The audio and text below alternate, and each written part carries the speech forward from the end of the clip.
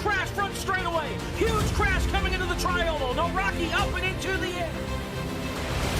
They're beating and banging. Burn on the bottom. Cosman up top. Cosman, I think. No. Breyer by 1/1000th of a second. Joseph, no. At the line, Thunhorse pulls the win out at the stripe. Oh, he saves it. What's going to happen here? Here comes the canvas.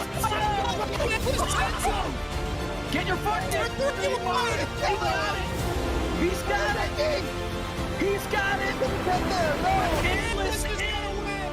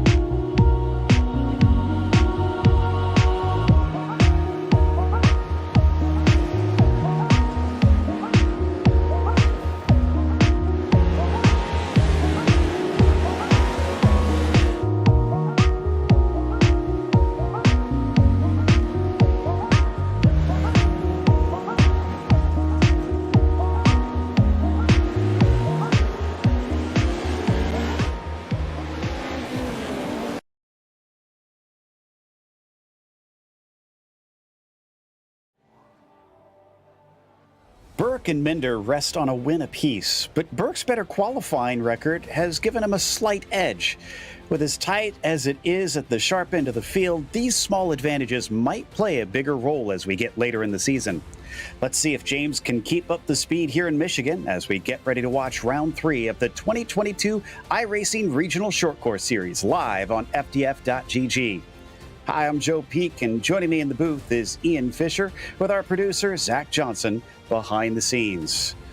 Well, Ian, we come to Bark River, and definitely going to be the longest lap times of all the tracks that we've seen up to this point. It's not the longest in terms of length, but it definitely is technical.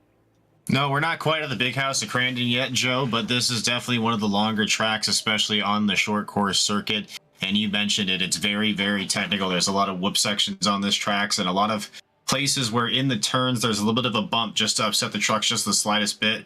Really forces you to driver to stay on top of the truck, stay on throttle inputs, and really smooth the wheel as well. So we'll see who can do that. They're in the midst of the qualifying right now. And Timothy Messimer has the provisional pole. They get 4 laps to try and set their quickest over the course of about 10 minutes at just about 1 minute and 15 seconds per lap. They should have enough time. However, there's definitely a couple spots where there are walls right on corner exit. If you hit those walls, it will invalidate the lap. So watch out for some of them maybe getting a little too close to those and putting themselves under pressure by the time it comes down to that 4th and final one. That's always a frustration here at Bark River, especially coming out of the final, the little hairpin section coming back to the start-finish line, the K-rails on the right-hand side, and that brick wall that's up on the right-hand side there, Joe. A lot of drivers have trouble with that, like you mentioned.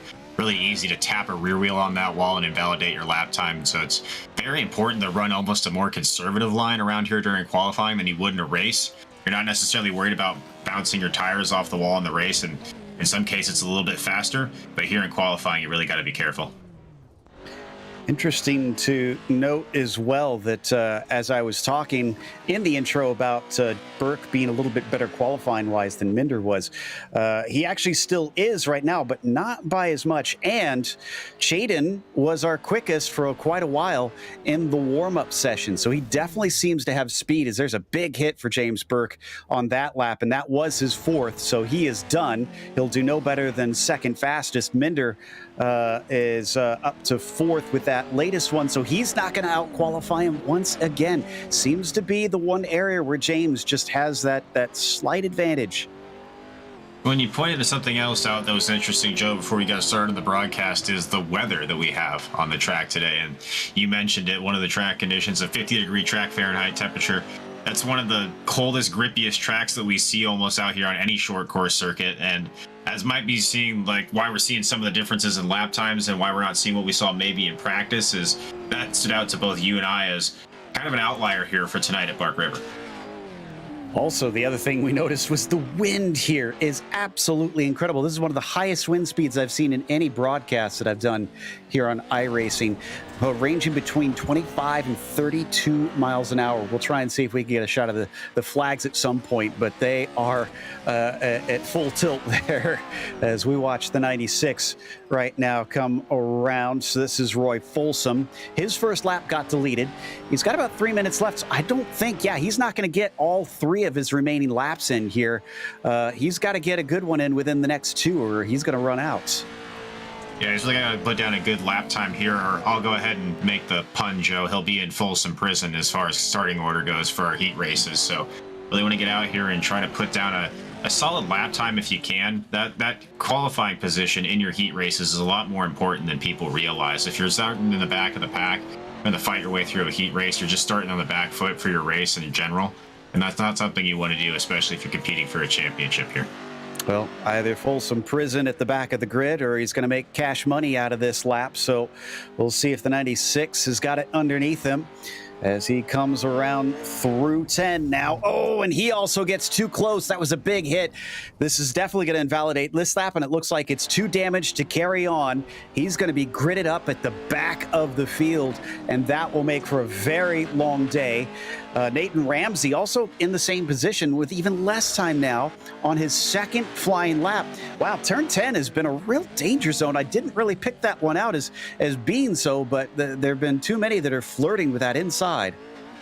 Yeah, and it's so easy to do, really, though, Joe, is because you want to try to cut that as much as you can, and you see that Ramsey there kind of went to that wide side running off the wall there, especially you don't want to do that and spin your truck around. That's definitely going to invalidate his lap time, but so easy to get that K-rail on the inside because you're trying to cut it as close as you possibly can to short up the angle.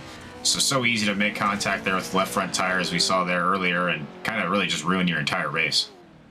Trying to see if anyone else is able to complete a lap here. Folsom's gotten back out, but I don't think he has the time to carry on. We'll see if this one counts or not. It'll be his third and final lap that he can attempt, and after that he won't have enough to get back to the finish line because they are not allowed to complete the hot laps. Once the clock is down to 0, that is it. And he's heading through turn 7, one of the longest corners on this track, leading into one of the most technical sessions. And so far I'm seeing him tracking at actually quite an improvement. Yeah, if you're out here and you're Rory Folsom in the 96 truck, you might be just out here trying to get a few more practice laps and try to hone in some of those lap times, some of the angles as we on board with him now. And we'll see how close he's, yep, see right there. You want to get as close as you can to that inside K-rail, Joe, because it sets you up for the angle here to get through the rest of this turn section. But it's so easy to clip that there. So maybe just a few more practice laps here for Roy Folsom before we get going for the night. This one counts. It's a 1:18.1. Folsom will start only from 19th, but at least he got something representative. And that's going to take us down to the last of it as he absolutely chucks it into 2 and 3. That is absolutely the longest corner and one of the fast ones here around this track. But it'll take us to our first heat of the night. Timothy Messimer will be starting on the pole position with Minder next to him on the outside. Levi DeCarroll will be in 3rd. Drew Salgado will start 4th as Cody Wienecke will be P5. Robert Henderson starts 6th today. Folsom is going to be first up here, but again, he might be a little bit far down compared to what his pace really shows. He'll start from 7th. Dylan Hunter will be P8. Nicholas Queen 9th. And John Nix did not get a time in, so he'll be gridded up in 10th on this one. Top 4 will go to the feature out of this group. The rest of them will be sent to the last chance qualifier. We'll have 2 of those, but only 3 will get to the feature, and it's going to be a 12-lap event for the main. Only 6 laps here today, so they've got to get on it. If you're outside of those top 4, you got to make some overtakes, Ian. Oh, yeah, but a good spot. We were talking about Rory Folsom puts himself in a really good spot with that qualifying effort. Only in P7, So doesn't have to do too much work to get to one of those 4 transfer spots, Joe, but still has a little bit of work to do. If you're one of these drivers that doesn't make it through on this round, you got to remember each of these positions are important back to the pack for your starting position for the LCQ. So really important not to get discouraged if you find yourself outside of a transfer position. You just got to keep plugging away. Small question for you, because I haven't seen this before. How does the sedan handle on dirt and jumps? I was going to say something. I didn't want to bring it up first, but since you did bring it up, Joe, I have no idea. This is going to be quite interesting. I noticed that myself. Okay, well, I mean, you are allowed to put whichever pace car, pace truck you want out there, and they've chosen the sedan. I really want to see what exactly it does in this situation, that's for sure. And so far, so good. It's going to collect quite a bit of dirt, which is also going to look interesting, because I do believe they also collect dirt like the trucks do out there as they come through the second half of the lap. They don't start right at the beginning of it, and then it's going to release them, I believe, a little bit early, as the pits are actually not at the start-finish line. And there it goes. It is off. So will they give us a green here, or will they trundle around all the way until turn 1? They're going to go here as the green flag is out, and Messimer is on it as he sends it down into turn 9 in the lead.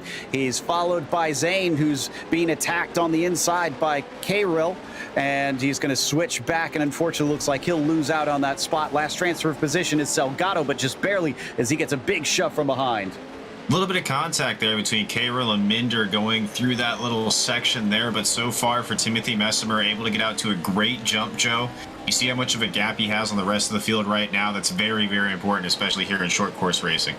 Very interesting. The previous races I've seen here have been standing starts. I think that's the first rolling start I've seen. And they actually officially gave the green flag at the start-finish line. We'll see. Hopefully that doesn't affect anybody. And I don't see any black flags from that, so I think we're okay right now. And they are allowed to start there at the pits. Meanwhile, into turn 6, one of the popular passing places at this circuit sees nobody trying to send it up the inside right now. It's all single file. Yeah, and this is a really good spot to try to make a pass, because it's a place where some drivers tend to make mistakes, Joe. You're coming over the jump with a lot of speed. You got to hit the ground running and then immediately turn right into that really hard right-hand turn there. And you're going uphill as well. So it sort of is kind of difficult as a driver to kind of gauge that turn. So yeah, as you mentioned, he's a place to watch for passes all night long. Looks like Timothy's really pulling away, and I tell you what, he wasn't too bad in practice either. He was second in the end. I was right that Minder wound up first in that one, but as they come across the line, he's got about a second gap over Minder, and this could be important for Chaden to try and chase him down. Yes, it's a heat race, and yes, he's still going to advance through if he's in second, but with him looking at a potential championship battle with Burke, he's got to get those extra points for the win here, Ian. Oh, yeah, and these heat race points are still very important. The heat race points, no points coming out of the LCQ, but you get some points out of qualifying as well. It's going to be very important to try to grab as many of these as you can, not only in the feature, but also seeding yourself through to the feature race. And it's also very important, Joe, you got to survive these heat races and these LCQs. You can't knock yourself out early if you're trying to make a good points day. Well, right now, Robert Henderson looks like he's trying to avoid getting knocked out because he's trying to chase down Salgado, who's the man on the bubble. But you can see he's got more concerns from behind. That is Cody in the 903, almost shoving him out of the corner, trying to get a word in edgewise here, but unfortunately is not allowed in the conversation quite yet. He's been held off, but for how long? Yeah, and these guys are just really leaning on each other right now as we have this onboard shot looking from behind. That's the 903 truck right there all over the back bumper. And here's another spot there. It's really easy to make some passes, Joe. You can get the bumper to one of these trucks and try to run across the inside here, but you got to make that pass done before this left-hand turn over the jump. So it looks like Robert will still hold him back. Cody can't do anything. Cody's no wonder he's in a rush. If he can get by Robert and then Drew, he'll be able to advance. But the more he fights with Robert, the more ground they're losing to that 109. It's about 2 seconds up the road, and they're already halfway through the race. And I do think if you're Cody in the 903 machine, you are faster than Robert right now. So you want to try to make that pass as quickly as you can, because not only is he holding you up on the racetrack, he's holding you up for qualifying position. You're slipping away from that transfer spot as these laps click on, and these heat races go very fast, Joe. tries to cut underneath, but can't do it. And now they're starting to build a train that's still in Hunter and Folsom. Folsom bounces off the inside and uses Hunter to slow himself down. He'll get the spot with that one. So Rory finally gets a position back, actually. He started from the 7th place and lost it earlier on. Yeah, just doing a great job of just keeping the 903 Cody behind him there and really just holding up the rest of this pack. You can see now that Folsom and Hunter and Queen, the rest of this little group here, now putting pressure on the 903 truck, and that's making his job even harder now, trying to make the pass on Henderson. So they come out of the final corner to cross the start-finish line there. We see Folsom's on board as he tries to see if he can get up to Cody. Cody's now starting to lose on Robert Henderson. Looks like he's gotten that truck under control and is running away. They're down to 2 laps to go now. And Messimer's a full 8 seconds plus up the road from all this group. So he's just skittered off into the distance. Yeah, really no threat right now if you're the 4 drivers in the transfer positions, just kind of taking away the rest of these laps. It's really a battle back to the rest of the pack for the LCQ positioning right now, as it looks like we have 1 truck off and even a 2nd truck, Joe. That's the 96 machine there at Folsom. And who else do we have here? Oh, more trucks crashing. The 48, Queen. Ooh. Those are all drivers that were not going to advance. Folsom did it to himself, and John Nix did as well. However, Queen and Hunter looks like they actually made contact over the jump because Hunter hit the, I don't know what you'd call it, the little rigging over the jump. What would you call that? I guess. Yeah, the banner supports or something like that. So we'll see what happened there. There's the 96 of Folsom getting loose. Oh yeah, that'll do it for sure. And then the 48 just has nowhere to go, Joe.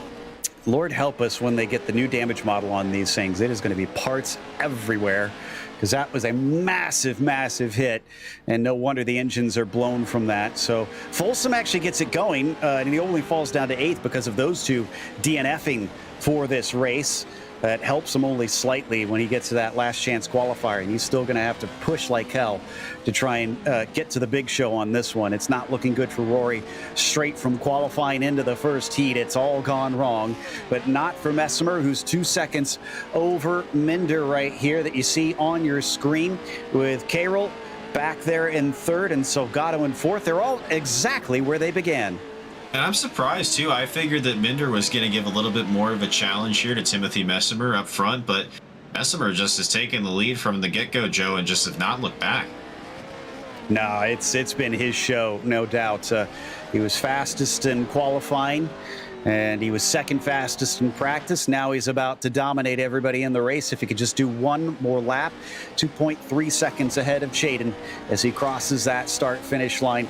Big crest here over that first corner. You're actually getting a little bit of air there. Yeah, and last time by, Messimer is still 0.7 of a second faster than Minder, so really a significant lead, especially around Bark River here, and 0.7 of a second doesn't seem like much, but when you're running a minute 15 lap times, that is a significant amount of time and a significant amount of gap he's put on the rest of the field, so someone to be watching for in the feature race for sure, Timothy Messimer. Well, right now, it seems like he is the fastest man out there. Let's see if we can ride on board for this second half. Nope, let's not. Let's stick with this fight here that is between Cody and Robert. This is for 5th place. Not an advancing spot, but it'll be pole position in their last chance qualifier, so this is important. Cody has finally managed to overtake him when we weren't looking. Wonder if there was a mistake from the 027. He's certainly fighting back hard to try and retake that. There must have been some kind of mistake, Joe, because Robert Henderson has just been driving the wheels off of that 27 truck so far. So must have been a little bit of a mistake or maybe a little bit of a bumper here. But someone who's not worrying about that at all is Timothy Messimer, who's going to come across the line here and win our first heat race of the night here for Bark River, Joe. Picture perfect lines for Timothy to do a lights to flag here at Bark River. He'll win. Minder comes across in 2nd. Carroll will be in 3rd, and Salgado just gets to the line now to be the last to advance automatically. It's gonna be Cody who takes the pole in the last chance qualifier, but he's made life that little bit harder for himself, having to get to the big show. It could still go wrong for him as Robert will start next to him. Nix and Folsom are the only last 2 that will finish. Nope, I take that back. Looks like Hunter got the car fixed, and he's back out, but Nicholas Queen did not. So there you see those top 4 are going to be your advancing trucks, and then those behind them will get one more chance to try and get into the feature race at the end of the day. Otherwise, they will be packed up early and sent home or just watch from the sidelines. That'll take us to the second heat then. And James Burke will be on the pole position for this one. Again, one of those winners so far this season. Minder's the other one who has won, but now we've got another to add to the heat winners. As that, I actually have to pull up the list to see who else has won on that. Magashik will start next to him. Lasky will be P3. Reeser will start from the fourth position. Row 3 has Bolson there on the inside. Braden Ward will be 6th. Ray Barnes starts in 7th. Corey Olson in 8th. After that, it's Jason Bryant, and Drake Bettetti will round out your 10-car field. Drake, the only one that did not set a time.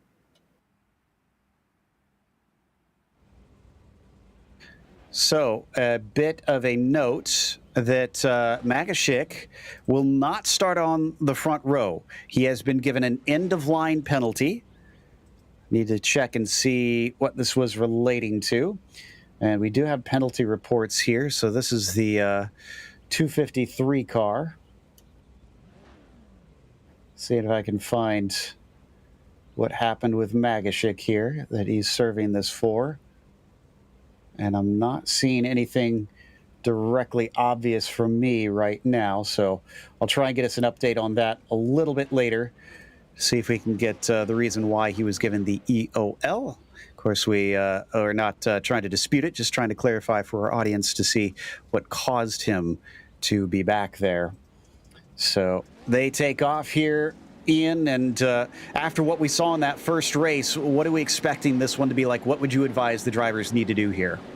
Well, you need to be aggressive right off the rip, I think, is what you need to do. And we saw it. The first 4 qualifying positions were the 4 transfer positions, Joe. So I think if you're back in the pack in one of these races, you risk running into incidents, you risk hitting other trucks. I think if you get out early and get to an early lead, you don't have to worry about much of that. Well, even if you're a smart student, you can't be late to class. And unfortunately, the reason that the 253 was sent to the back is he was late for the drivers' meeting. So got to show up for those. He may have qualified well up there, but he's made life hard for himself for no reason based on the track itself. As the green flag waves, Burke is away very quickly in the number 7 and immediately gets a big jump over the absolute fight for third there as they go 3 wide. Lasky's going to take advantage of it. Bolson barely edges out Ward as looks like Braden's going to have to try and fight back. So right now, Reeser, your last car to advance as they come past to start the first lap. Bit of a hit to the wall there, I think, for Corey Olson. Yeah, just an absolute battle for a third on back. You mentioned it, Joe. There's a 3-way battle right now for these final transfer spots, and then even farther back there, drivers just battling for more positions through the field. And right now, I mentioned it, Trent, if you're one of these 3 drivers you see on your screen right now, you got to get going. You got to get away from the rest of this pack and start checking out and putting down your lap times. You can't afford to get stuck back here in the pack and possibly get caught up in incidents. Yeah, I'd say they're heeding your advice with how hard the racing is here on the first lap. Lasky's under threat. Bolson could try and stick it in. Doesn't quite get the run. Big slide for Ward, trying to stay off the side of Bolson. And there's a nudge as they come through turn 7. Lasky letting Bolson know he's going to have to hit this one off of him. Yeah, and Bolson right now just under all kinds of duress from Ward, and it's so hard. You're trying to fight the guy in front of you, but then you got a guy just beating the bumper off your truck as well. So not only do you have to worry about running your line, but you got to continually just try to save your truck from all those little bumps and bruises coming from behind you. Indeed. Ooh, things getting tight back there as Corey Olson tried to make a move past Magashik, and it didn't work. So Cameron's now up into 6th. I think this is the biggest concern if you're Bolson, knowing that Cameron's fighting back through this quickly. He's probably, almost an over for Braden Ward and the spin out for Magashik. Oh my goodness, the 253 not only got sent to the back, but now goes back for the second time, but this due to his own mistake on the circuit. Yeah, that's going to make it really, really tough to try to make your way back through the pack now as he finds himself nearly 11 or 12 seconds back from the leaders. And you just got to kind of just settle down. You got guys wrecking in front of you, as you see right now. So this race can still go the way of attrition. You still can gain some spots, but you really just got to relax and get yourself in a good mindset for your LCQ. And Kane Lasky had a big moment himself. This is what happened with Magashik. You can see in front of them. I think that was Ward that nearly turned the truck end over for himself. Now, Lasky, if we want to go to him here in the 4, yeah, here it is. Inside, we've seen this with a couple trucks already. Is lucky he didn't wind up on his lid, but he went from an advancing position down to 8th. Yeah, it's pretty much the opposite of what we saw to Mageshik. Mageshik hit on the right side, and then Lasky there hit on the left side in 2 spots where it's really easy to get up on the berm of the racetrack and flip your truck over like we saw right now. And so that leads these 2 drivers now that have both ran into some issues, now battling for, I guess, the championship of the flip drivers here, Joe. Well, I guess Mageshik didn't flip. He just spun, so he has that battle. And by the way, for guys like Bolson and Ward, both advancing up 2 positions, they've gone from outside looking in to being able to advance the way it sits right now. They've definitely taken advantage of others' misfortune in this race. I guess there's something to say about leaving just a tiny margin out there. Yeah, absolutely. I mean, if you can avoid all the incidents out there and just finish the race, that's half the battle is showing up to class, right, Joe? So we mentioned it, is as long as you can survive the initial carnage, you put yourself in a good position to not only advance through, but put yourself in a good spot for the LCQ if you don't happen to make it through. Trying to see what the distance is between Magashik and the advancing spots. Looks like he's got to make up, I think it's about 7 seconds to catch up to Braden Ward right now. In only 3 laps, I'm thinking that's going to be too tough to do. He's got to hope for a lot of trucks in front of him to also run into issues if he wants to get through automatically. Now, again, night not over for him, but it just makes it all the more stressful. Well, and if you're used to in a position where you're making it through in the heat races and all of a sudden you have a race where you find yourself going into the LCQ, it can be tough mentally as a driver. You mentioned the stress of it, but also it puts in your head that it's not necessarily in my control anymore. Something can happen to me.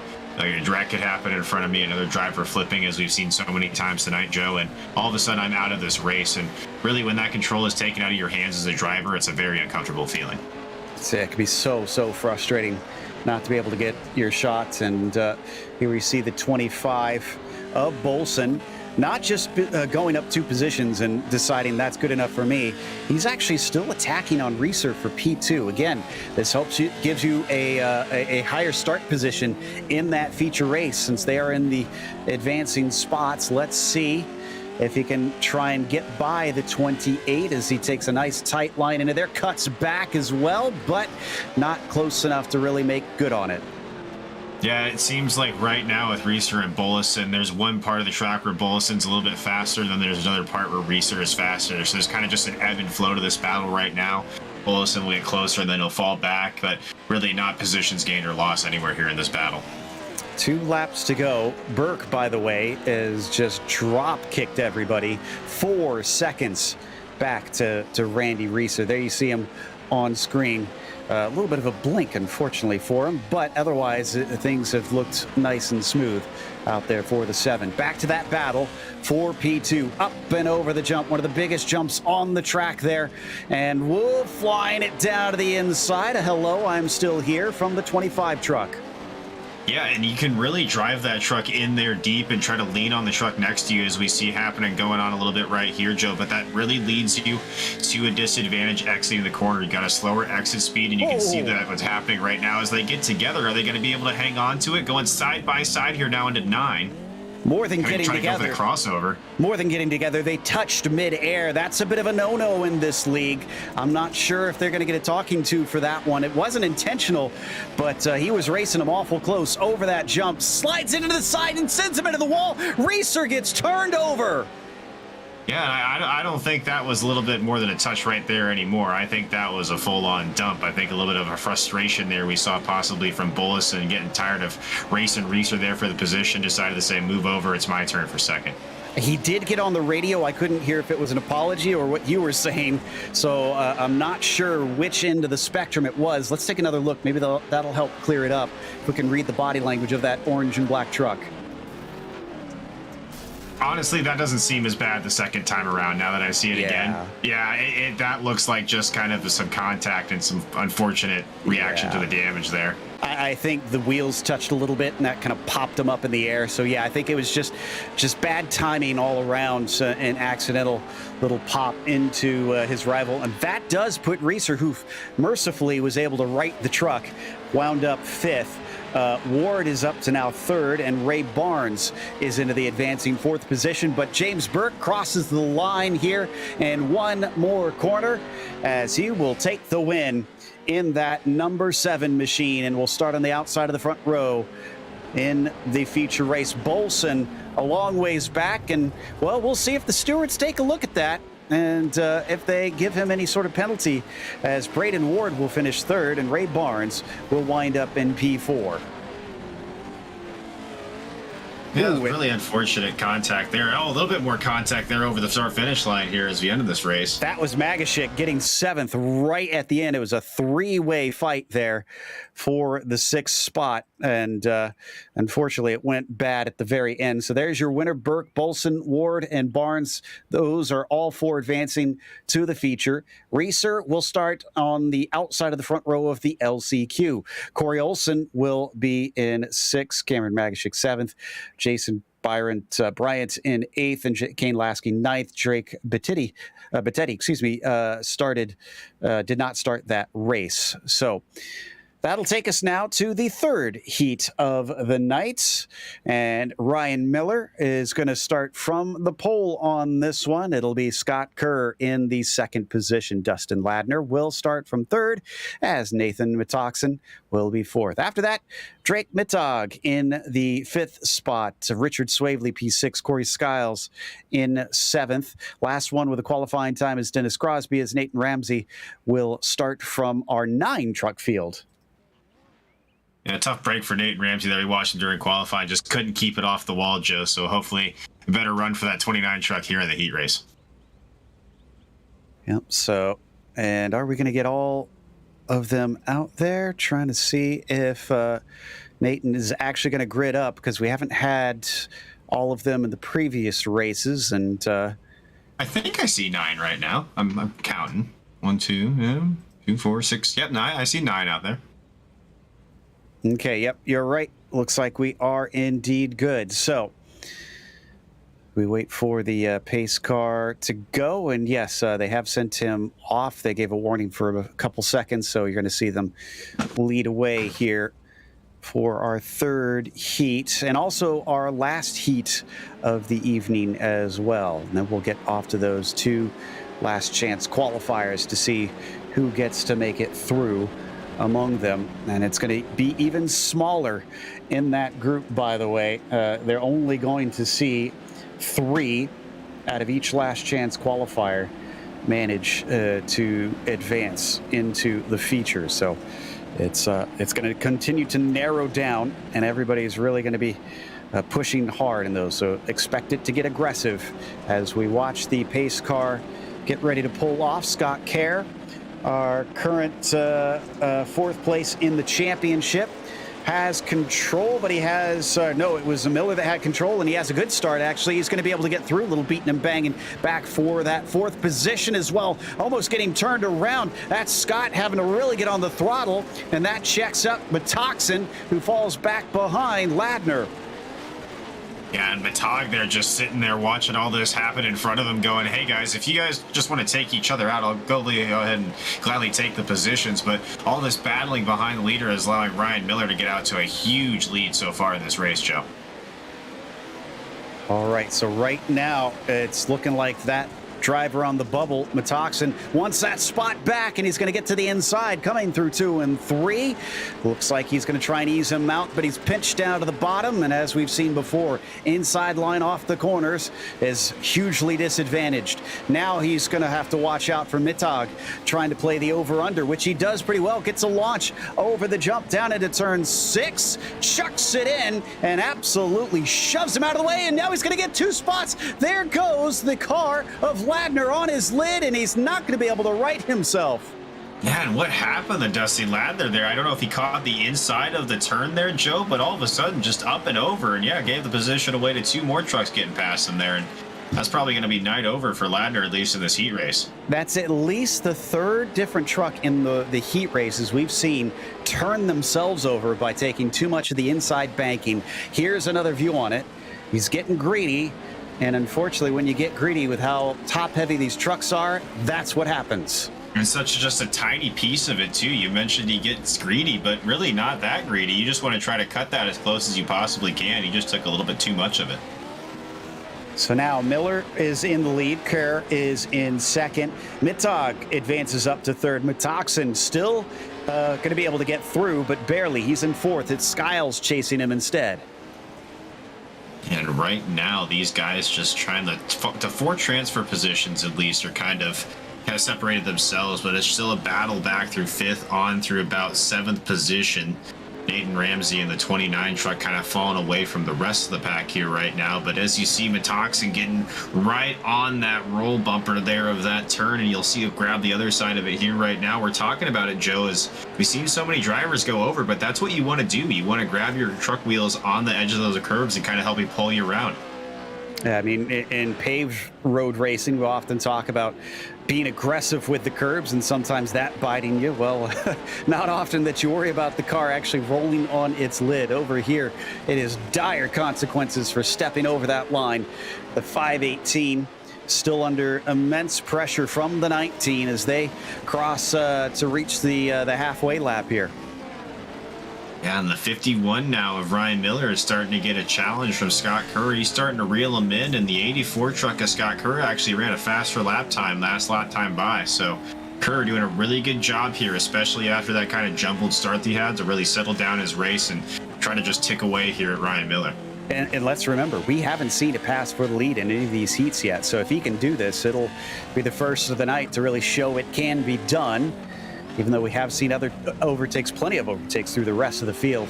He's getting ever closer. It's now down to under 0.5 of a second. Yeah, and that last section there, too, out of the big sweeping left-hand turn complex was a really good spot for Scott Kerr. Right now, just trying to get all over the bumper and try to set himself up. This is going to be another good passing zone here. 9 going into 10. We'll see what he does here, sending it into 9.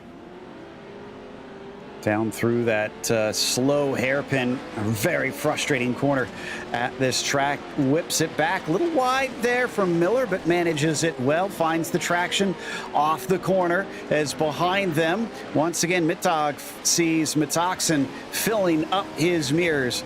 Now starting on lap 4 of this race. So it's 2 pairs of battles for the advancing spots. And we'll see if Metoxen can get back to Mittag, if we'll see a little bit of returning the favor there with the doors that we saw in turn 7 when Mittag made the pass on Metoxen initially. But right now, Metoxen just not able to get to the back bumper of the 518 truck. Yeah, so they fly over that jump, down the hill into turn 6. Maybe trying a different line, a cutback maybe. Didn't seem to really work. Can't keep the speed up. Trying to get off the corner. Now it goes the other way and goes inside of him. Shoves him to the side a little bit. Gets a nose ahead, but can't keep the speed off the turn. No, he can. He's got the grip. He's still got a nose ahead. And the inside line coming down into turn number 8. Switches back into 9. This is where he's on the outside. 3 wide for a brief moment. And Drake wants to get involved. Yeah, this is allowing Mittag to really just try to get his nose in here, and that's going to really stall the run out of Scott Kerr as well. He had the 51 at his door for a second there, but really when it got in 3 wide, Kerr got shuffled back. He's going to have to chase the 51 truck down again. All this messing around has allowed the 3rd and 4th place drivers to suddenly be a major factor. And again, they're all going to get through as long as they don't take each other out here, but it will affect their starting position as Scott goes in. Maybe a little too hard? No, he finds the berm very well and is going to be able to hold Drake back. This allows Nathan to maybe try and get to the inside. Oh, he's a little too hot over the jumps and unfortunately goes over into the wall, and he's going to wind up on his lid. Skiles is now in 4th. Yeah, it looks like he actually landed on top of the 518 truck there over the jump, Joe. You mentioned it, but it looks like that's what upset Metoxen so far, and that's heartbreaking for the 19 truck. And Metoxen had such a great run going, now all of a sudden finds himself on pit road. Skiles is up 3 positions from where he started. It was looking so good, and yeah, just that rear wheel on there was just enough to cause all kinds of issues, and away he went. Just a terrible turn of events for him, really, there, too. He's going to have to battle his way out of the LCQ now, and I'm sure that's not what he was thinking he was going to do there when he was coming with 2 laps to go in this third heat race. All right, they're on the final lap. Miller is still under a little bit of threat from Kerr, but not a whole lot. And he's coming through 2 and 3 right now, so still plenty of lap to go, but a healthy enough buffer. I don't think he has to do anything crazy to keep the 84 behind him. Mittag is, for the first time this whole race, not near anybody as well. You talked about those whoops being so dangerous on the pre-race show, and that was a perfect illustration of how they can go wrong. Oh, yeah. I mean, that's what they're there for. It's there to make the drivers kind of have to battle these trucks. It upsets the trucks a lot, especially if you're side by side. It just adds so many variables that you wouldn't normally have on just like a flat piece of dirt, Joe. So really good job by these track designers in real life to bring that over here, and we get to enjoy it here on the iRacing service as well. All right, coming around the last few corners, Ryan Miller with 1 more turn to go will take the 51 to victory lane. Still didn't see a single pass for the lead, at least successfully, here in the heats. Scott's going to finish in 2nd. Drake will be 3rd, and Skiles will wind up in 4th. The last 2 advance. That means we know everybody that's going to be going through to the LCQ, and they'll get one last shot at it. Here's our results for that one. And you can see from 5th to 9th, we'll be seeing them again pretty quickly here. So Metoxen and Ladner going up on their lids, having a bit of a rough one on that go of it. So the C-Main is going to be up first for this one. And it's going to be Cody Wienecke who starts on the pole of it, with Richard Swavely to his outside. Last of the advancing positions at the start will be Corey Olsen. John Nix will start from 4th. He wants to try and gain spots. So does Ramsey from 5th, Bryant from 6th, and Dylan Hunter from 7th. Looks like, we do have Ladner in there too. Yes, and he indeed grids up. Apologies. Dusty, 8 cars going to take part in this last chance qualifier. Also, the other thing we got to remember here, Ian, this is only 4 laps, so it's even shorter, even less time to move up the field. Yep, these starts are just going to be more and more paramount as the night goes on. Once you get into the feature, you got a little bit of time to recover from a mistake, but especially if you find yourself in these LCQs, it's go time. Okay, so they not quite go time for the field though yet.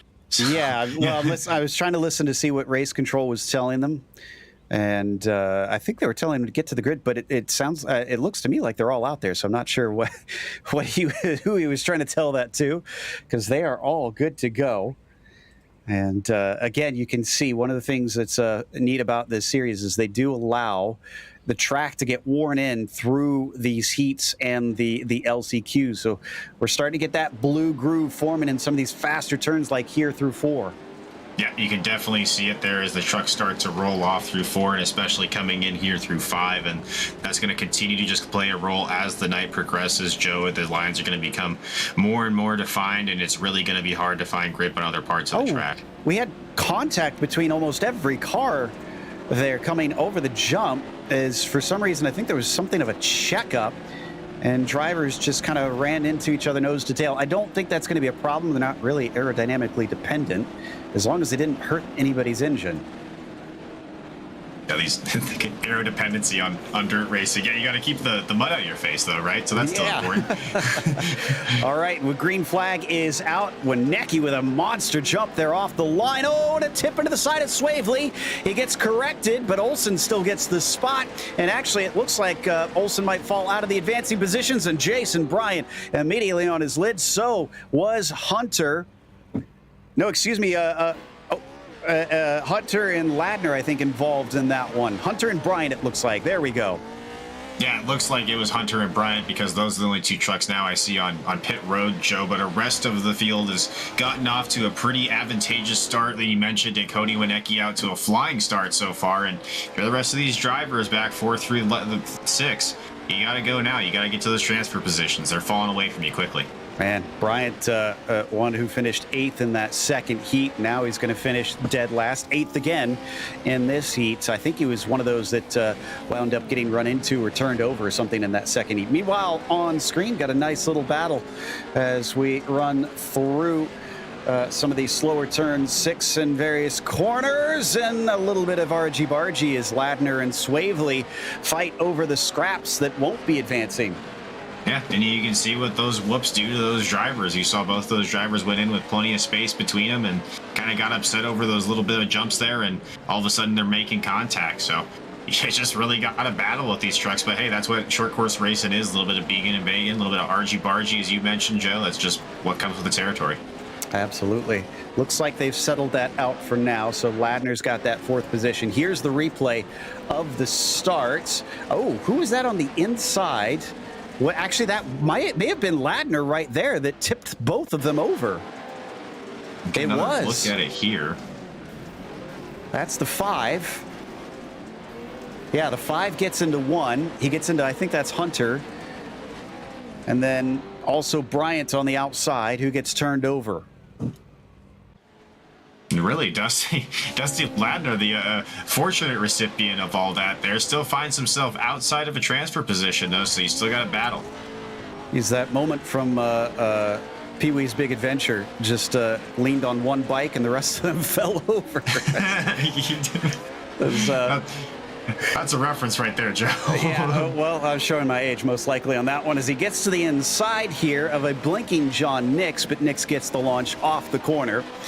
And again, this won't make a difference. Nix is in the last advancing position. Man, what a run for the 5 then to come up from 8th and dead last. Oh, but he's going to run straight into the back of the 900.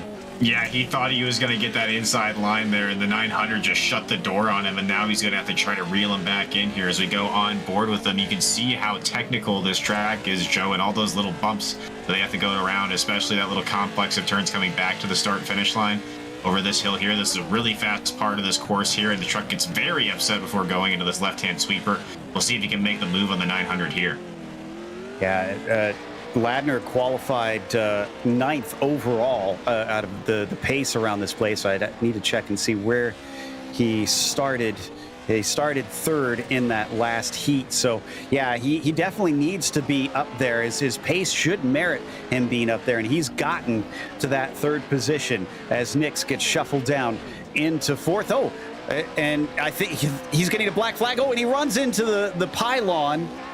He was given a black flag, and I'm not sure if that was frustration or just lack of concentration, but it ends his race as it might as well have been ended with that penalty. Yeah, and that's just really unfortunate. We were talking about how great of a run it was to get himself up to that 3rd transfer spot and really had to battle to get himself into the feature tonight. And then, like you said, black flag and race is over for him just like that. Sigh of relief for the 900 car then, because he is back in it once again after he thought that was slipping out of his hands, and we're already on the last lap. It has been lightning fast around these short last chance qualifiers. Cody has just been minding his own business up at the front.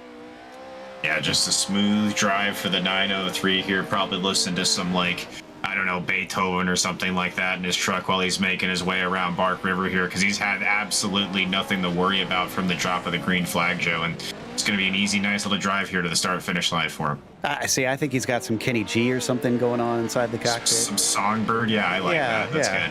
Yeah. All right, as he comes to finish the second half of the lap, 3 seconds over Olsen. Up 1, Nix up 1. Didn't really have too many that gained positions here other than what Ladner was doing before his race was unceremoniously ended. So Cody is going to finish exactly where he started it, just outside the advancing positions, and knew he had to deliver here in this last chance qualifier. I'd say he's made sure the package has arrived at the doorstep, because the 903 is going to take the win in the first of our last chance qualifiers. Yeah, and it's always a funny paradox for me, Joe, when you see a driver win a last chance qualifier. They got to be excited about winning a race. That's what you live for as a race car driver. But then you got to turn around and get prepared for a main event where you're starting towards the back of the pack, and you're going to have to really survive. And we've seen these starts and how treacherous they can be so far. It's an interesting mental switch here as a driver going into the feature event. I gotta think it's a lot less celebration and more relief. Your day's not over, and there you can see Winecki, Olsen, and Nix will be your three that make it into the big show. Unfortunately for Swavely, Ramsey, Hunter, Ladner, and Bryant, they are done. As you see them come, someone got a penalty there. Oh, it was Nix. Was there too many incidents? Yeah, he must have had too many incidents on that. So it's Swavely that makes it through. Wow, it is all kinds of craziness here in this first last chance qualifier. Is the B main going to give us likewise? As we go to that starting grid, Randy Reeser is going to be on the pole for this one. Robert Henderson will start from P2. It'll be Dennis Crosby in the third spot as Cameron Magashik having a bit of a bad day. We'll start from fourth. Same thing for Folsom. He'll have to start from P5. Metoxen, basically, I think all these guys had bad days here starting in this one. Metoxen in sixth, Lasky in seventh, Queen eighth, and Bettetti in the ninth position. Well, okay, let's see how this goes, and if we're going to have more or less drama on your absolute last chance to get to the feature. More drama. You have to have more drama. It's the last LCQ. Well, that's our job, to make it dramatic, isn't it, as we come to the green here in a moment. So wait for that pace car to get going for our drivers. We saw black flags, we saw rollovers, we saw cars get stuck. What else can we get in this? Did we have anybody that tipped the inside in that LCQ? I don't think we did. No, but if you had hitting one of the outside wooden posts and blowing your engine in your bingo card, I guess you can go ahead and mark that one off as well. We did hit the pylon, like the starting line pylon, so that's another one. So if you're playing along at home for Bark River Bingo, you're having a good scorecard going so far. Yeah, absolutely. Surely somebody's got to get it at this point. We have contact midair. That's another one that you can tick off. It's been an eventful night. Yeah, I guess your free space will be the car being the pace truck. That's your free space. So nobody gets the free space? Or oh, I see what you're saying. Okay. Yeah, yep. There you go. Getting delusional as we get farther into the LCQ. Well, that would be ultimately cruel if they put it at free space. The pace truck is the truck. Yeah. Yep. Okay, right. I see where you're going with that. Yeah, that would be mean. Well, a pace sedan is in. Reeser has control of the field in the 28. Waiting on it. There's the green flag. He is on the loud pedal. He gets a great jump. Some of them were talking about needing some cleaner starts here after that last one. I saw a little beating and banging between Henderson and even more now. And Magashik, he gets shoved out of the way, 3 wide towards the back. Thankfully, nobody getting turned over yet. Almost 4 wide for a brief moment. And Folsom involved in that. Unfortunately, it's Lasky who gets the worst of it. And I worried maybe for a moment he had damage as he hit the outside K-rail. Yeah, and Lasky as well. I thought he might have got hooked on that fence. We've seen that happen a few times, shows where drivers get just stuck to that fence. They couldn't go anywhere, but everybody makes it through the first couple of turns so far, at least. Oh, Magashik on the way outside line. I don't think, and he's going to come back and get into the back of Henderson. Don't think that's the Harry Gant line in this style of racing, so Cameron is going to have to try something else, but look at him. Absolutely hounding and just about getting to the rear end of Robert once again, sending it in, licked the stamp. Oh, but unfortunately, he missed the mail slot. And you've seen that happen once again, where someone tries to cut in on the inside of another driver and just cuts it a little bit too close, catches the berm there, and flips their truck over again. Oh, wow. Oh, we had somebody made contact midair and cause a roll now. Folsom. No, it was Folsom making contact with a barrier midair and sent himself over. He had to take a tow. Write this one off as a weekend to forget. We'll see what happens here. If there's any contact beforehand that leads to it. And no, just kind of took the side a little bit too close there. Was trying to move to the inside of that one truck, I believe, Joe, and just kind of misjudged it going over the start-finish line. Ooh, Henderson just had a moment, had to catch the truck, and Metoxen snuck through into second just now. And he's going to collect it in time before Queen goes by, but he's once again having all sorts of trouble. Now Henderson is out of the advancing positions. Queen is going to get into P3. Here's the moment. Oh man, just all kinds of battling here between fourth and fifth place, and all these trucks get Mageshik gets loose on the backside there. And even more trouble here. Oh, One truck Henderson going sideways. Henderson hang on to it. Lasky gets through, but that's going to spin Henderson around. He's going to toe to pit road. And Mageshik went over. He's got too much damage. He has to come to a halt. Wow. We asked if it was going to be more eventful. Somehow it is. This is just unbelievable stuff. Cameron, worth a replay on that one, was trying to avoid, and in his efforts to be a kind competitor and not run into the side of Henderson, he went straight into the concrete. Yeah, really here just swings it wide, and then, yeah, you mentioned it, just gets into it and turns it around there, and not much more to it. And, yeah, Mageshik tries to miss it and then just catches the K-rail there. But, hey, ends up on his wheels, so that's not too bad, but you see too much damage to that truck now. By the way, Reeser's still leading at the biggest gap we've seen in any of the races at 5 seconds. Metoxen now up into second. Queen into third. And the 48 with a pretty comfy margin back to Lasky. He's probably grateful for that. We're actually going to see, it looks like only 5 cars. Yeah, only 5 cars get to the finish. Yeah, survive. I mean, especially if you're going through these LCQs, that's just the name of the game so far. You see Metoxen getting through cleanly here. Lasky's having a little bit more trouble there. You see him. He's going to toe to pit road. He went over now. That's going to make it really easy for Queen now in the 48 truck. He's got a little bit less to worry about at this point. Well, at least one Queen is having a good day. So as Lasky once again hits the bothersome spot, which is the inside of turn 4, there it is, just up and over as quick as you like. Yeah, and it's so demoralizing as a driver too, because it happens just so fast, and you're kind of sitting there like, man, I just ruined my whole race and there's nothing I can do about it. Indeed. Whoa, and Metoxen's not out of the woods. He slaps the wall, coming out of 11. He's still going. Reeser just took the final lap. The white flag is out. Metoxen still about 5 seconds behind. Reese with 10 seconds over Crosby. Yeah, just again, another easy drive for the driver in first place here in our second B main here. And just a nice, simple drive, and prepare yourself for the future race if you're Reeser. Don't count your chickens yet. We've seen enough drivers take themselves out in this race. I wouldn't be too shocked if that 28 wound up on its lid or just hitting something the wrong way. As he comes through turn 7, you can see how blind some of these corners and these jumps are. Flying up and over, and then managing to land in time to get it steered into turn 8 and then whipped back into turn 9. Just a couple more to go as he rides the berm and then comes back around. Triple left-hander here. Long left-hand turn. Essentially all feeds this one long continuous run. And that's victory for the 28, advancing to the feature. Metoxen follows him home in second, and Queen with an unlikely third from dead last on the grid. Not as many penalties in this B main here, Joe, but still quite a bit of carnage, and really survival was the name of the game for our top 3 finishers there that advance onto the feature race. And you look at that, Nicholas Queen goes all the way from 8th to 3rd for that transfer spot.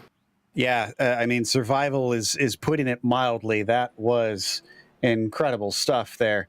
So everyone from 4th on down that you see in this finishing order will not advance into the feature. They can hang around if they want. We've got a warm-up session. They can get out there if they really feel like it. But I got a hint that a few of them will be a bit demoralized after that show, especially in that B main that we witnessed.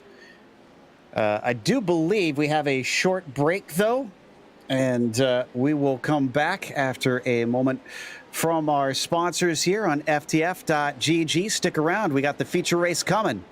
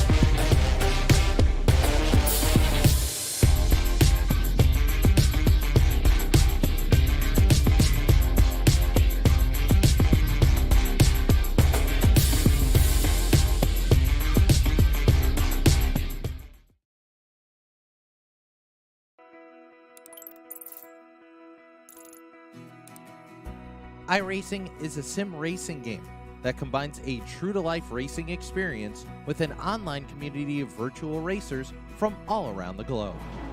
iRacing offers a multitude of officially licensed cars and tracks, laser scanned with millimeter accuracy.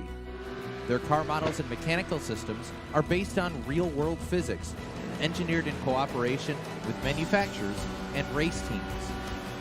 Their skill license system ranges from rookie to pro, ensuring members are always pitted against those with similar skill sets.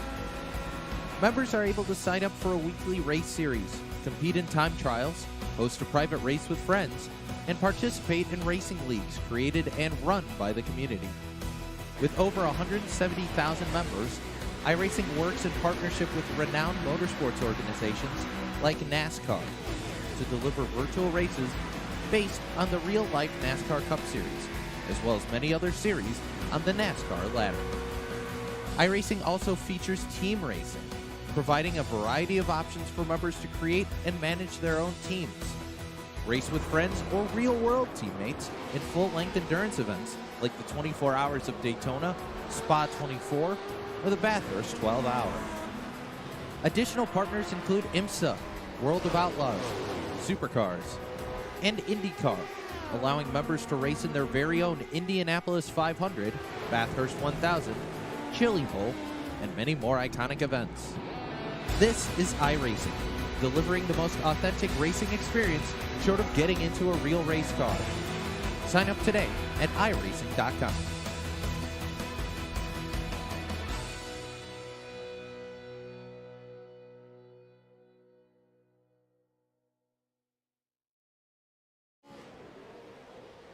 Welcome back to Bark River International Raceway. If the heats and our last chance qualifiers are anything to go by, this is going to be an incredible feature race. But before we get there, we want to mention that coverage for the iRacing Short Course Regional Series is brought to you by CBR Performance Products, Team Watson Racing Setups, MXS Productions, and Forged Dreams Media. Big thanks to all of them for help making this show happen, as it's been a joy in these first 3 rounds, without a doubt. Okay, we've had a lot of racing to go on. I asked your opinion after the first one. That was on very little information comparatively. We've seen so much happen. Now, what's your thoughts? Now, what do you think needs to be done out there in this feature, Ian? Well, we've seen it so far, Joe, that whoever gets out to an early read of one of these races throughout our heats at our B main or C main, you got to get out front early. You can't waste time getting out in front of these positions. You got to gain your positions early, because once you start getting into a line and these drivers start stringing out, it's going to be very, very difficult to pass. And I think that's what we've seen all night so far, and we're going to continue to see it going into our feature race. Also, interesting note about the feature. You may have seen this at the last round. This time, it is 7 that will be inverted of our 18 starters. So here, what you see is not going to be accurate to how they will start. The pole will actually be Levi DeCarroll. And then you've got Scott Kerr, who will be starting in 2nd. Austin Bolson will be 3rd. Chaden Minder will be P4. Ryan Miller will be in P5. 6 will go to Burke Messimer, will start from 7th. 8th will still be Braden Ward. Drake Mittag will be 9th, and Drew Salgado will round out your top 10. What's the final 8 look like here, Ian? And Ray Barnes is going to be rolling off P11 in the 1 truck. On the outside, we'll have Corey Skiles in the 011 truck. Coney Winecki with a good LCQ win finds himself on the inside of row 7 in P13. Randy Reeser on the outside in P14. Corey Olson will be in the 15th position. Nathan Metoxen in the 19 truck rolls off 16th. 17th will be Richard Swavely, and rounding out your field will be the 48 truck of Nicholas Queen, Joe. Okay. Well, we asked Ian if there's anything else that could happen, if there's more craziness. Ryan Miller lost connection. Oh, man. I don't think he's going to be back in time. There is a chance, since they are going to have to regrid them, and that might make it a little slower than it typically is. We'll see if he gets saved by the bell on that one. Another of the bingo boxes that we didn't really consider just ticked off right there, and Ryan Miller finding his feature race after going to be starting in, I think it was like 5th position, is what he was going to be regrid as, just suddenly become the back of the field potentially.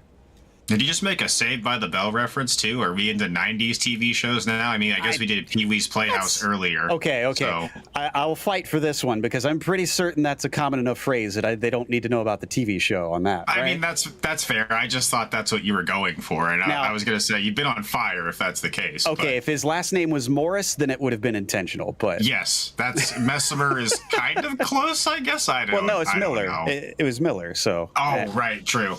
Yep. Okay. Yeah. So yep. That. At least we got an M there. Yeah, so I see him reconnected. We'll see if he gets out there in time. When it says they're connected, that means that they're loading the sim. It doesn't mean they are in yet.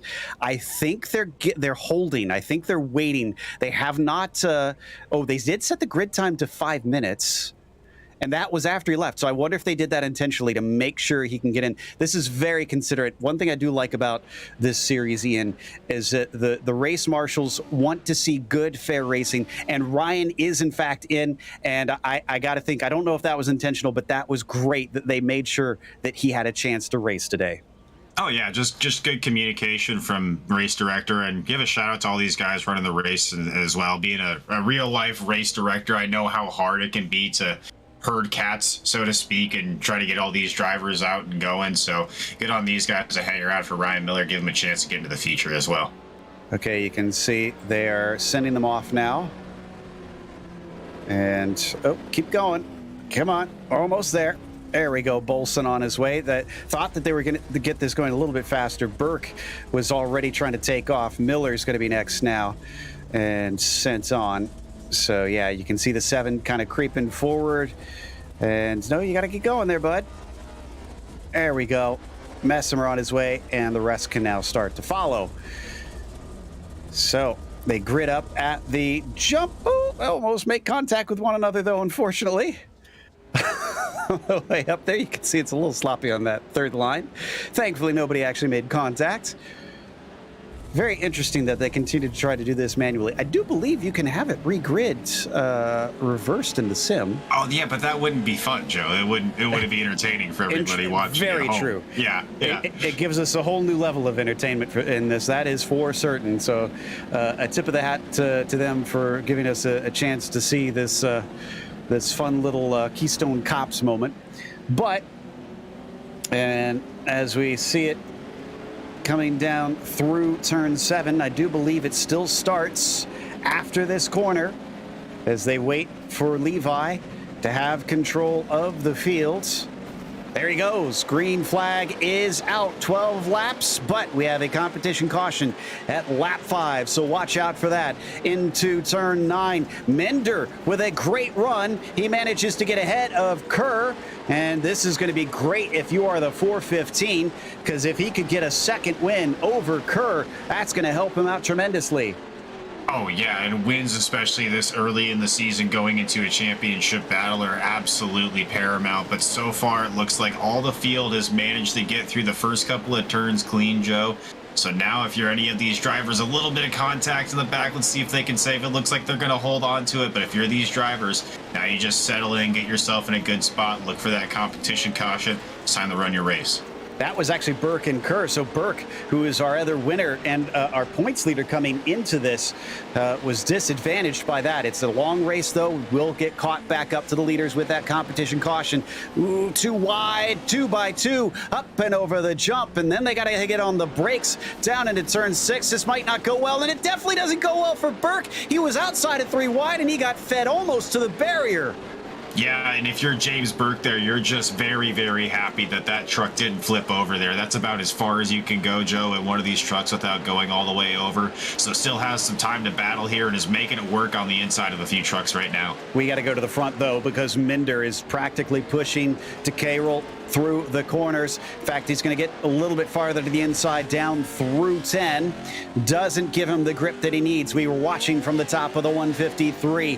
He's going to have to fight hard for this win. And if we were talking about it earlier in the broadcast, how important, Joe, it is for track position early in these races. So a really, really good job by Zane Minder to get all the way to the back bumper to Carroll here just on lap 2. Just did a great job dealing with the invert. Now he's got a chance to really put himself in a good position here to win this race.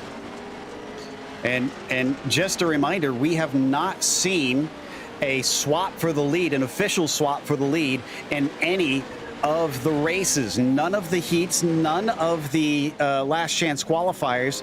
So this would be Chaden doing the unthinkable today and finally changing that lights to flag that has been the standard today.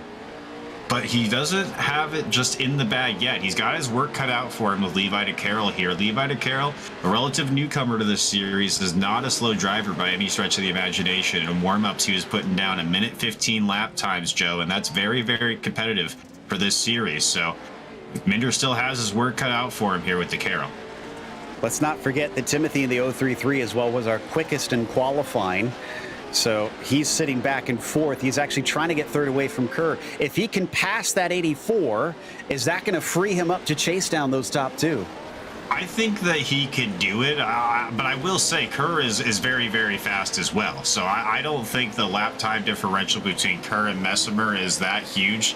Last time by, they were basically identical, Joe. So right now, it's just these two guys battling for that final podium spot, and it should be a battle we watch the rest of this race. Saw Braden Ward come into pit lane. I'm trying to see if he hit something. Yeah, he did, unfortunately. Looks like he may have either hit the wall too hard or actually went over the wall. Winecki has also been in pit lane. Looks like he started from pit lane, potentially. Meanwhile, as we watch on board, Scott trying to keep the likes of Timothy at bay behind them, 2 by 2 for Bolson going past Miller. Oh, and a big slide for Mittag as he gives out one up to Burke, move James into 7th. Right now, there's a pass for the lead, though, Joe, as Minder is finally able to make a move under Carroll. Carroll tries to drive it in very deep there into turn 9 to try to get back at him, but I think he overcooked that a little bit. That's really going to hurt the 153 truck as we continue here. Yeah, if we want the pass, it's in turn 7. Happened on this lap. Just got to the inside of him and managed to push him out enough that he is now in that clear air. Will he run away? Messimer is still stuck behind Kerr. So this could have been important for Minder if he knew that Timothy could be coming soon. He's got the spot. He has a chance to try to build a buffer and at least has one truck between him and what is potentially the fastest truck. There's the pass. Yeah, he just gets a nice run to the inside here and is able to just seal him off coming down into turn 7. And that's the really important part right there, Joe, is that he sealed him off quickly. He didn't let him stay to the inside there. Really just was assertive with the pass and got in front of him as quickly as he possibly could. He's already got to about half a second. You can see the gap that he has pulled visibly on your screen.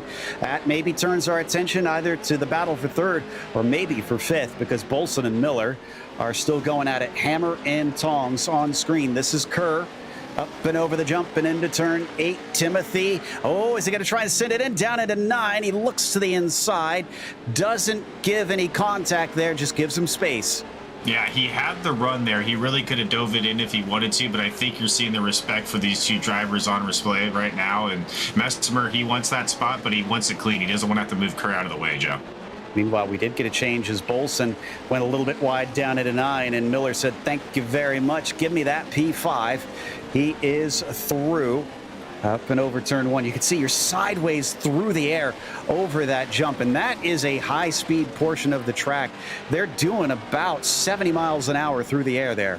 Yeah, and 70 miles an hour doesn't sound too fast, maybe if you're watching at home, but for these off-road trucks, that's about as maxed out as you get. You probably get to about 90 miles an hour in the top end, and especially here at Bark River, that's probably going to be where you're making the majority of your moves at that speed here. And we still watch this battle between Kerr and Messimer as it continues to develop, but Scott Kerr just doing a great job of sealing off all the apexes, really just not making any mistakes out of the 84 truck right now, Joe. I mean, I'll be honest, as we got a car off, Ray Barnes, and he was back in the fields. Oh, he hit the K-rail coming off the jump and actually went over into a different side of the track. So not only did he have damage, but he probably had a penalty that he was given from that for cutting the course that you can't give back enough time, and just towed it to pit lane automatically. Here is the incident. Wow, he wasn't even landing on the track. Oh, yep, it just slides and then rolls over that berm there, and that's terrifying as a driver when you know you've flipped onto the track and yet you see him getting out of the way there as quickly as he can, Joe. That's a good move by Ray Barnes there, at least to clear the track, because that's a terrifying moment to be in as a driver. And we're under caution here for our competition caution, Joe. Yeah, great heads up there from Ray, and you're right. Our competition caution, they are going to allow laps back for drivers. Braden Ward, one of them. If Barnes can get out there, he hopefully will have it back. Trying to see. Yeah, I'm not seeing a black flag still, and don't see a meatball flag. So he's just got to wait for the tow. If that's short enough, he can get back on there and receive a wave around. Back to a point I wanted to make a little bit earlier before that incident happened for Barnes. You talk about 70 not sounding that fast. If I was in my road car going 70 and I got 6 feet off the ground, that would feel fast to me, if I'm honest. Yeah. Well, I mean, I live up here in Michigan, Joe, where we're at in the sim. So maybe with our roads, you can see that happening a little bit. But I don't know. Maybe down in Cincinnati, I'm not quite sure. The roads is bad down by you. They're very narrow. They're also very hilly. Imagine a sort of San Francisco type terrain. That's what it's like out here. It's there's very few flat areas, and yeah, you could probably get airborne in a couple places. You could probably, like, you see the video of that guy jumping the Tesla in San Francisco. You're saying you could pull that off in Cincinnati probably too? Yeah. You could do your Midwest version of the movie Bullet. Yes. Okay. Midwest Bullet. I like it. All kinds of Midwest variations of things that we should do. We could do like Midwest Stroker Ace. What else? I love how you criticize me for 90s references, but not for a movie made in the 60s. Oh, it's a racing movie. I'm allowed to do whatever I want with that. Okay, true. So. Okay. Fair point. As the field's rolling in, I wonder, did Ray Barnes get back out on track, Joe? It looks like he might have. Yeah, good for him. And he's on the lead lap. So is Braden Ward. They're at the back of the field, but this is what we love about these competition cautions. As we've heard Dave Arnold mention in races previous, these happen in real life too. They try to close the trucks up just to make it a better race. It's a show. It's for the fans. So they really want to get everybody back into it. They don't want someone to just completely run away with things, especially if they were messy on that initial start. So we'll see if this is less messy, or maybe with fewer laps, everybody's going to be a little bit more anxious. And will the 33 try to capitalize and get up into that third spot and try and make a race out of P1?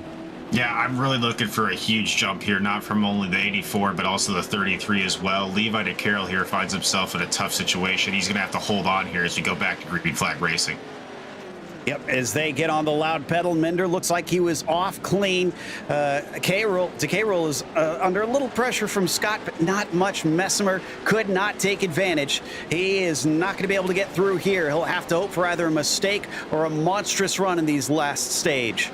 Yeah, but look who's in P5 right now with the connection issues and everything that's happened to him tonight. Ryan Miller in that 51 truck with a great run right now, rounding out the top 5. Let's not forget, though, Burke came into this leading the points, but not by much. It was only 8 between himself and Minder, and Minder's winning right now. Burke's still running 7th, trying to beat Mittag there on the inside to get into 7th place. He is going to be able to squeak through. Oh, no! He almost gets rolled over, and he gets turned around. Oh, that's going to be devastating for James Burke there. And no yellow to help him on this one. He goes straight to the back. Something happened to Corey Olson. And who is this? That's Salgado. Absolutely riding the metal barriers. He wasn't even on the K-rails on that one. Yeah, it just has like a crooked grind going right now on the K-rail there. And I think that has his truck stuck. So he's probably going to have to tow back to pit road there, Joe. Based on our pre-race conversation, I see what you did there. But as we see Olson, unfortunately, well, he must have just damaged his suspension because he didn't go over, but he did come to a quick halt after that. So he must have knew the night was done rather fast. And then this is Burke who was on one wheel and barely kept it from going upside down. Yeah, and it looks like trying to avoid it there coming through. Salgado cuts it close here on the berm and just happens to clip it, and that's what makes him end up on the banner there. And yeah, he just gets kind of stuck there. You can see the hood of the truck there just hooks in, and there's nowhere for him to go now. So Scott Kerr still in third, and he's losing ground on DeCarroll and Minder. Timothy's really got to do something quick if he does have the speed. I'm a bit surprised. Maybe just he's a one-lap wonder and was able to get that lap and can't really back it up in race pace. Yeah, but doing a great job so far, just hanging on to that second position. And really, he's got some tough competition on either side of him right now. So a really composed run now from the 153 of Levi DeCarroll. A little bit of a look from Timothy. Couldn't quite get inside there. This part definitely has a lot of those K-rails around the outside. I have to ask, though, for the audience and clarify what my quip was before. Both Ian and I come from skateboarding backgrounds. As we get a nice move to the inside, and Messimer almost managing to make the pass on Kerr, but he gets a little bump, and I think that's going to push him back, so pass not done. So I heard Dave Arnold call them K-rails out here. You've been calling them K-rails, but as a skateboarder, I think of them as jersey barriers. Is that not in your lexicon as a skateboarder? No, yeah, I would call it a jersey barrier as well. Or in California, we would call them zip barriers because they would have like this machine that would zip them back and forth between lanes. So sometimes zip barriers. But yeah, I think that's a jersey barrier. Same here. Okay, glad it's not just me. Miller made another spot, as that was a big mistake you could see from Messimer. And he's going to lose another one to Bolson, who actually got into the side of him there. Thankfully, that didn't send one of them into one of the concrete barriers as well. But Timothy down to 6. It's been unraveling for him. And credit to Scott Kerr to stand up to that pressure and look to get himself a podium here today. Yeah, absolutely. 84 truck of Scott Kerr was not shaken at all by the pressure that Messimer was giving to him. In this course of 2 turns, Messimer finds himself from battling for a podium all the way down into P6 now, Joe. All right, well, for some, it's been a bit of a rough day. For others, they've really taken advantage of those bad days. Up here at the front, DeCarroll has got only half a second up to Minder, so he's keeping him in check. He's making sure that the 415 doesn't make any mistakes. A slide, a spin, and that lead will dissipate and go the way of the green 153. But he also hasn't really been right on top of him.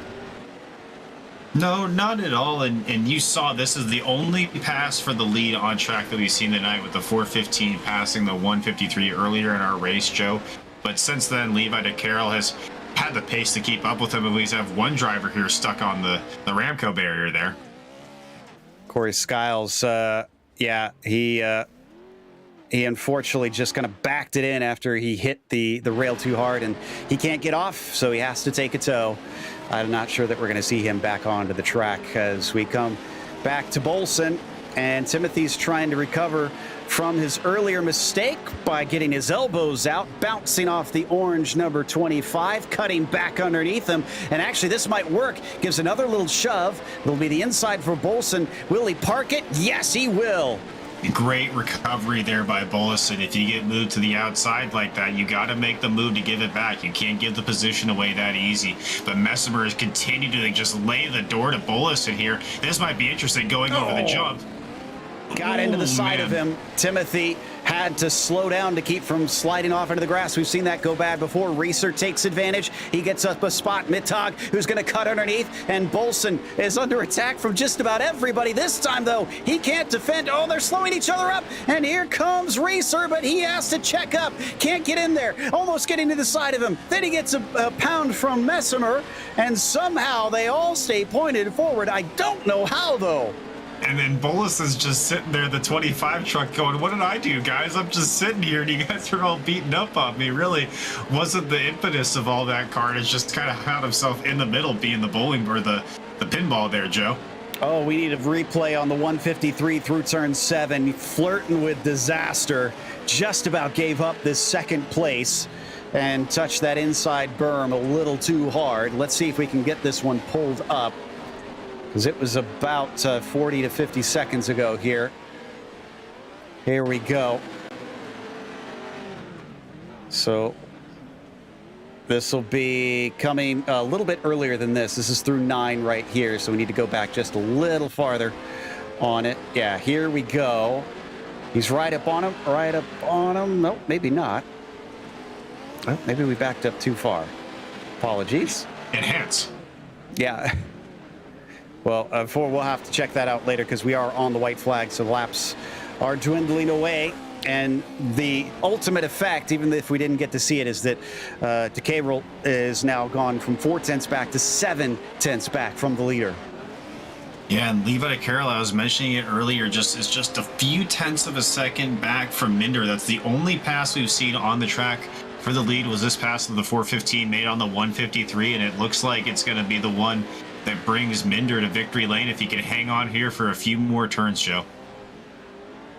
Indeed. All right. As they now get the checkered flag coming out, Zane Minder, who already has 1 win down, is going to make it 2 and get a huge gap on his rival, retake the points lead here at Bark River in Michigan. DeCayrel with a fantastic second place. Even if he wasn't able to retain the lead, he did a great job out there, and Kerr might actually move into the top 3 in points with this podium today. Yeah, just a really good run from Scott Kerr. We mentioned it all through the broadcast, how he just managed to keep his composure, didn't let anybody in his rearview mirror affect him, and just a really solid run from the 84 truck to end up on the podium. By the way, points leader Burke is going to hurt after this one. 13th place. We'll have to see how far it drops because it is such a short series for this one. And you can't have many bad days or else they're going to really kill you. So there's the results. Minder with the win as DeCayrel will wind up in second. Then it was Scott Kerr rounding out your podium. Ryan Miller will be P4 as Drake Mittag will be 5th and Randy Reese finishes 6th after starting 14th today. Fantastic. Timothy Messimer just couldn't do much after he got put back and starting from 7th. He actually finished there in 7th place in the end. Metoxen was 8th behind him after starting from 16th. Cody Winecki, P9. Braden Ward rounds out your top 10, Ian. And in 11th place, Austin Bolison found himself muscled all the way back after a challenge for the top 5 on the white flag. Lab 48 Nicholas Queen comes across in P12. James Burke, a really devastating day for his championship hopes, comes in P13 after some earlier drama in the feature race. Richard Swavely, P14. Ray Barnes, P15. Corey Olson comes across P16, your first truck, 1 lap down, and then Corey Skiles in the 11th is 17th, also 1 lap down, and then Drew Salgado, after that early incident we saw, comes across to round out your field in 18th, 6 laps down, Joe. All right, then. I do believe we have our winner ready to talk to us here. And, man, what a race it was, having to try and take that lead away. Chaden, we didn't see a single pass for the lead in all of the races, including the heats and the last chance qualifiers, until you managed to get by Levi. Did you kind of anticipate this was going to be really tough to peel that off of that 153? Yeah, after the inversion, we knew he was starting first, so it was tough to catch him at first. I gotta think so, and of course the shuffling of the restart didn't really do much for you since you were initially going to be gridded in 4th and didn't get moved all that differently. So was it mostly the restart for you to try and get those places? What really made the difference to you on this feature race? Yeah, the restart, and I just had a good jump off the first start and follow Levi to the front. Oh, man, just amazing stuff out there. We also saw a lot of dramas out there behind you, both in the feature and especially in the LCQs. I don't know if you were watching those. Is that the sort of stuff that really motivates you to try and avoid winding up, having to fight your way in through those LCQs, seeing them be so chaotic? Yeah, every time I race, I try just making it through in the heat. It just makes it so much easier. Oh, I wouldn't say look easy, but you definitely made it look smooth out there today. Who helped put you in victory lane? all week, Drew and Drake Matag have been helping me. We've just been racing all week, practicing after school and stuff. But yeah, that's about it. And just thank Connor for hosting it. Awesome stuff there from Jaden Minder. Up next, I believe Ian has caught up with our second place finisher in the feature, Levi DeCarroll. And Levi, you've managed to find yourself starting off in the front of that feature race after the invert and had some really good speed there. You did get passed by Minder, and you weren't just able to get the pass back. What was the little bit of extra speed you needed to be able to get to that win today?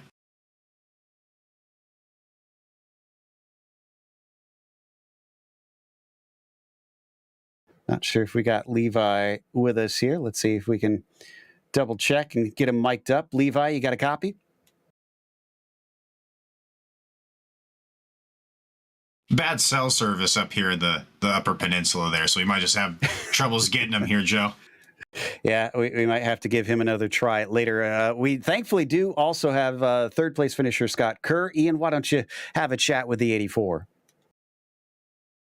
Well, Scott Kerr, you found yourself in P3 after really just a battle in the feature race. You had to fight drivers in your mirror all night long. What was it like from your perspective out there? Yeah, I try not to look in my mirror. Obviously, you need to kind of glance here and there just to make sure you're not cutting anyone off. But, I just try not to look behind me, try to look what was ahead of me and see, what my lines are and see what's working, see what's not working, and try and adjust to the track conditions, stuff like that. So just trying to look ahead of me, not behind me. But we had a lot of really great racers behind me, a lot of guys that were really fronting on my position, and I just try to defend it hard. And, we got that P3. Well, you mentioned those guys that were in front of you. You actually did have the pace to be with them and even contend for the win, but it's just kind of like the pace equalized out as the race went on. From your perspective, what did you guys either do differently to put yourself in that spot to be able to challenge for that win? I think I'm a bit of an aggressive driver when it comes to the gas. And I know a lot of people say, it's all about throttle control, just the way you kind of position your truck, stuff like that. So what I really need to work on is that throttle control and just not try and lead foot it right out of the corners and, just give her a little bit of breather room before you start throwing her wide open. But yeah, I think that's what I need to adjust before I can climb my way even further. Well, you mentioned adjustments going into the next round, Wild Horse Pass. Any thoughts on that for you? Is that a track you look forward to? And what are your thoughts going through the rest of the season? No, I'm gonna cry. Just to put it slightly. That track and I have a bit of a disagreement there, so I'm gonna need some hard work in there and some maybe some training sessions here and there. And I'm gonna try my best, but man, that whoop section will really buck you off place there. So we just got to be patient with it. Just got to get some training in there and trying to find what the right line is and give her and go. Well, we look forward to seeing you at Wild Horse. On behalf of all of us here, we like to congratulate you on your P3 finish. Anybody you want to shout out there helps you get it done? Yeah, for sure. Zach Knowles and Josh Edmondson, again, they gave me so much confidence to going into this race. Those guys helped me out so much, not only just with my pace, but with even all their old equipment they've donated to me, which is incredibly kind of them. I can't thank them enough. Everyone from JBE's always been really kind to me, and Factory Sim / Legion, they've always been super great, helpful people. If you ever have any questions, they're always super kind to help you out. And anyone in the third off-road racing series in itself, it's just such a great community. And I just like to thank everyone, and thank Connor Berry and all the admins for putting on these races. It's been a great show, and look forward to the next one. Well, we want to thank you for coming up and taking a few minutes to talk to us here in the booth, Scott. Congratulations on your P3 finish again. Thank you. Yeah, that was Scott Kerr, Joe, finishing P3 here tonight from Bark River, and you got to watch out for that guy. He's going to be fast. It certainly looks like it, but that's going to close us out. So big thank you, of course, for the Short Course Series for coming back to bring us another season of coverage. And, of course, a big thanks to our sponsors as well, which include CBR Performance Products, Team Watson Racing Setups, MXS Productions, and Forged Dreams Media. Thanks to the team today, Ian and Zach. Next race we mentioned is Wild Horse, Monday, September 26th at 6 p.m. Pacific. Until next time, though, race clean, race hard, and I'll see you on the track.